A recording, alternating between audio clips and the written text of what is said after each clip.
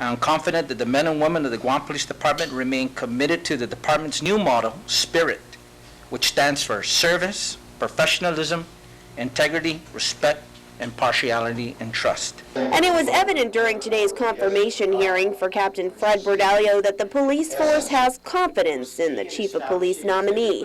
Support Division Operations Chief Captain Mark Charfer has testified that the morale of the department has improved significantly. There has been a lot of peace and calm at the Guam Police Department since Captain Fred has taken the helm. And he has not favored any particular group. He has made, if he's going to make a decision, he makes a decision based on what is good for the police department. Special Assistant to the Chief of Police, Captain Chris Castro. There couldn't be a better person for the job. Just give him an opportunity, and the department won't disappoint. Even former Police Chief Captain Paul Suba testified in support of Bordallo. He is considerate and fearless in his many different facets of his personality. As you recall, he was one of the only ones that spoke against my confirmation, or not necessarily against, but pretty much just citing his concerns. And I respect him for that. And despite the many challenges the department currently faces, from a looming deadline to move out of Tidzin and a shortage of police officers, to a defunct Peace Officer Standards Commission and the Honorary Deputy Chiefs of Police program, lawmakers expressed confidence in Bordallo's abilities to find solutions. I know and can attest to that you have no fear, because I looked at the pre-interview questions for the polygraph exam, and I would have just turned out the door and said goodbye. And yet you walked straight through that door and said, bring it on.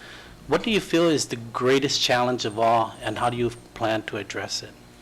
I think the greatest challenge we have with the Guam Police Department, I believe, is just the type of service. You know, I think the quality of service that the public expects the Guam Police Department to provide, they still need that continuous training. And the biggest challenge is ensuring that that our officers are constantly doing that, because if they stay up to date with the recent changes in the laws and are always engaged in that in training, then you're going to see less amount of those type of situations happening that put us in a negative light. The top brass nominee also said he will support officers furthering their education as well as any available training opportunities. Additionally, the department will be implementing an aggressive traffic enforcement program that will be aimed at reducing traffic crashes on the island.